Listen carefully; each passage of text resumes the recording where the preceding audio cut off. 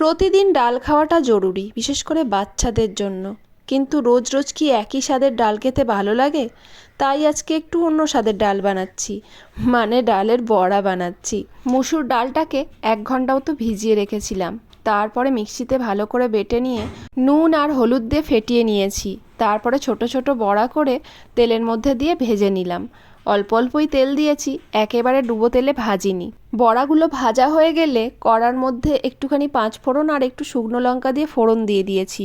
তারপরে যা হোক, এখন ভাগ্য ভালো যে কাঁচা আম পেয়েছি, না হলে এটা আমশি দিয়েই করি, মানে শুকনো আম দিয়েই করি এই টকটা। তো ফোড়নের মধ্যে আমটা দিয়ে একটু নাড়াচাড়া করে তারপরে একটু সাদা সর্ষে বাটা দিয়ে দিয়েছি, দিয়ে জল ঢেলে একটু ফুটতে দেবো টকটা।